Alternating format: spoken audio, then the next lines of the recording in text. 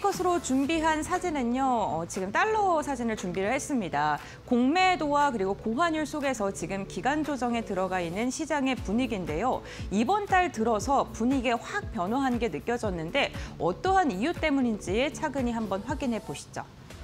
네, 가장 먼저 공매도가 2년 3개월 만에 최고치를 기록했다고 합니다. 4월 달에 재개가 되고 나서는 8천억 원가량으로 순매수액이 지금 포착이 됐었는데 6월 달 들어서 코스피의 불장이 4월부터 지속적으로 이어지면서 지금 1조가 넘어선 것으로 확인이 됐고요. 7월과 8월 그리고 9월 달에는 1조 이하였지만 10월 달부터 시장이 정말 뜨겁게 불타오르는 게 확인이 되니까 급격하게 증가하기 시작했고 11월 들어서 일평균이 1조 6천억 원가량으로 2년 3개월 만에 최대치를 기록을 했습니다. 우리가 검은 수요일로 불리는 11월 5일 날 투자자별 공매도 비중을 보게 된다면 외국인이 67%가량을 차지한 것으로 확인되고 있고요. 기관이 32%, 개인이 1%. 그러니까 지금 공매도를 주도하고 있는 게 외국인이다라고 보시면 될 것 같고요. 구조적인 영향력이 확대되고 있습니다. 공매도가 증가하게 된다면 공매도는요, 미리 내가 구매하지 않은 주식을 사들인 다음에 이 주가가 빠졌을 때 저렴하게 정말로 사서 지금 다시금 그거를 갚는 그러한 것을 공매도라고 하는데 결국에는 이 주가의 하락에 베팅을 한다라고 생각을 하시면 좋을 것 같습니다. 대차 잔고도 지금 계속해서 증가하고 있는 상황입니다. 이 공매도의 예열 지표라고 대차 잔고가 표현이 되는데요. 10월 29일 기준으로 했을 때 124조가 됐습니다.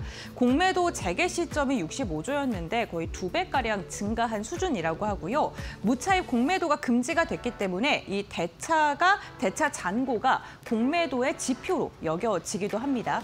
결국에는 대차가 증가했다는 게 공매도의 풀이 지금 급격하게 증가했다는 거고 시장의 흔들림이 나올 수밖에 없는 그런 구조가 현재 나타나고 있다고 보시면 될 것 같습니다. 그렇다면 검은 수요일로 불리는 11월 5일과 그 다음 날 공매도의 분위기는 어떻게 변화했을까요? 11월 5일 날요. 공매도 거래 대금이 1조 9천억 원을 기록하면서 2년 3개월 만에 최대치를 기록했고요.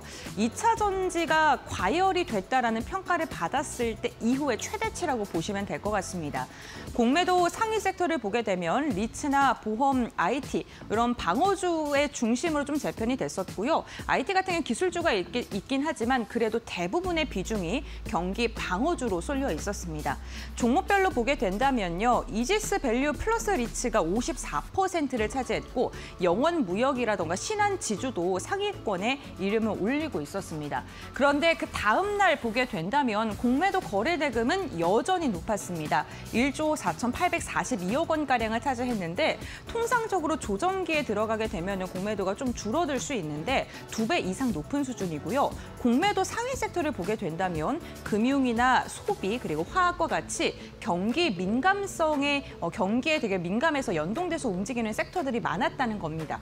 대표적으로 카카오뱅크나 한솔케미칼 하이트젤로 한국콜마, 삼성화재가 상위권에 이름을 올렸습니다. 그런데 외국인의 비중이 지금 60%를 넘게 차지하고 있지 않습니까? 그러니까 외국인이 공매도는 지속적으로 가져가면서 시장에서 미리 하락할 그러할 섹터들을 선제적으로 공매도화하는 전략적 숏 포지션으로 지금 분위기가 바뀌었다는 거고요. 그렇기 때문에 외국인이 공매도의 타겟을 어떻게 삼고 있는지를 지금은 좀 주목해 보실 때가 아닌가 싶습니다. 다음 장을 통해서 이어서 이야기 나눠보도록 하겠습니다. 여기에다가요, B2가 사상 최고치를 기록하고 있다고 합니다. 저희가 그 부동산의 버블이 이제 일어나기 시작할 때 빚을 내서라도 집을 사야 된다라는 말 많이 들으셨죠. 그런데 지금 최근에는 빚을 내서라도 주식을 사야 된다라는 말이 많이 들리고 있다고 합니다. 그러다 보니까 개인 투자자들도 신용융자를 많이 끌어다 쓰고 있고요. 투자자 예탁금도 지금 급격하게 증가하고 있는 상황입니다. 다만 이렇게 투자자 예탁금이 증가하고 신용융자가 늘어나고 있다는 게 상승장에는 당연히 좋습니다. 레버리지를 끌어서 사용하기 때문에 내가 갖고 있는 돈보다 훨씬 더 많은 유동성을 갖고 오게 되고 그렇게 된다면 시장의 탄력은 더 붙게 되겠죠. 하지만 신용융자를 사용하는 개인 투자자들이 늘어나게 된다면 변동성이 있는 그런 국면의 장세에서는 변동성이 더 커질 수밖에 없고요. 개인의 손실이 증가할 수 있는 만큼 이게 투매가 또 투매를 부르는 그런 현상으로 이어질 수 있기 때문에 이 부분은 조금은 염두에 두시고 시장을 대응을 하셔야 될 것 같습니다. 네, 다음 장을 통해서 이어서 이야기 나눠보도록 하겠습니다. 게다가 원달러 환율도 계속해서 지금 상승하고 있는 국면이죠. 지금 한 달 전과 비교했을 때 주요국의 통화 가치의 변화율을 보게 됐는데요.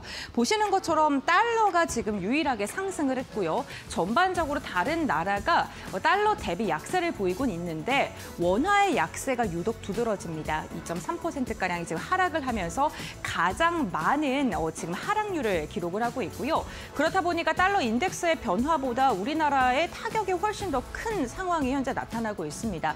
한국투자증권에서는 단기적으로 원달러 환율이 1,480원까지 오버슈팅할 가능성이 있다라고 이야기를 하면서 그 근거로 드는 게 셧다운의 장기화로 달러 강세가 지속될 것이고 원화 약세의 기대 쏠림이 나타날 건데 수출 업체의 달러 매도세가 위축되고 있다는 것, 그리고 세 번째로는 외국인의 자금 유출, 특히나 주식시장에서 지속적으로 외국인이 팔고 있는 게 결국에는 원달러 환율의 상승으로 이어질 것이다라고 이야기를 했습니다. 그래서 지금 4분기 단기적으로는 변동성이 클 것인데 결국에는 고용 둔화를 재확인하고 그렇게 되게 됐을 때 원화가 다시금 강세로 돌아서긴 하겠습니다만 당분간은 달러의 강세가 이어질 것이다. 그럼 결국에는 외국인의 이탈로 이어지는 악순환이 반복될 수 있다는 거겠죠. 이 부분도 참고를 해보시면 좋을 것 같습니다. 그런데 이렇게 여러 가지 악재가 있긴 합니다만 아직도 우리나라의 지수 레벨이 비싸지 않다라는 의견이 훨씬 더 많고요. 지금이 하락으로 돌아선 추세의 전환보다는 기간적인 조정이다라고 이야기한 증권가의 분석이 더 많았습니다. 나스닥의 주봉을 저희가 차트로 이렇게 정리를 해봤는데요. 2023년 이후에 지금 상승의 그래프가 얼마큼 나타났는지를 보게 되는 건데 RSI가 60을 상회하는 움직임이 지속적으로 나타나고 있다는 겁니다. 그러니까 지금 주가가 부담스러운 상황이 여전히 이어지고 있다는 건데 나스닥, 그러니까 미국 증시와 비교했을 때 그리고 S&P 500과 비교했을 때도 우리나라의 상승률이 올해 들어서 유독 가파르기는 했습니다. 보시면 이 파란색 선이 우리나라고요. 코스피고요. 노란색과 분홍색 그리고 초록색이 유럽, 미국, 일본입니다. 그런데 보시는 것처럼 현저하게 우리나라의 그래프가 튀어 있는 게 확인돼 있죠. 그렇기 때문에 올해만 보게 된다면 우리나라의 주가가 너무 단기적으로 급등했고 과도하게 오른 게 아니냐 걱정하시는 분들 많으실 것 같습니다. 하지만 이러한 측면으로 보시면 좋을 것 같은데요. 우선 PER 부담이 완화됐다는 겁니다. 보시는 것처럼 우리나라의 1년 동안 기업들의 순이익 EPS를 보게 된다면 지금 12개월 선행 EPS가 351포인트입니다. 8월 달에 315였는데 더 증가했죠. EPS가 증가한다는 것은 지수의 밸류가 훨씬 더 좋아진다는 것을 뜻합니다. 그러니까 지금 선행 EPS가 351포인트라는 거를 가정했을 때 PER을 12배 적용하면 우리나라의 지수의 밸류가 4,200까지는 좀 무난하게 달성할 수 있을 정도의 수준이고요. 그렇게 보게 된다면 지금 너무나도 과열된 국면은 아니라는 게 그 이어였습니다. 여기에다가 코스피 PEG 같은 경우는 약 1배입니다. 그러니까 우리나라의 성장 가능성 대비 지수의 추이를 보게 됐을 때 일본이나 미국과 비교했을 때 우리나라가 아직은 저평가 구간이다. 이렇게 볼 수 있을 것 같습니다. 그러니까 신한투자증권이나 대신증권에서는 실적이나 밸류 그리고 현재 주가 위치를 봤을 때 아직은 과열된 게 아니다라는 이야기를 많이 하고 있으니까요. 이렇게 기간의 조정장 때 너무나도 우려를 하시는 것보다는 앞으로 전략을 어떻게 세워야 될지 좀 고민하실 때인 것 같고요. 특히나 오늘 제가 말씀드렸던 외국인의 공매도가 쏠려 있는 종목을 보유하고 계신 분들께서는 이 부분 조금 꼼꼼하게 더 체크를 해보셔야 될 것 같습니다.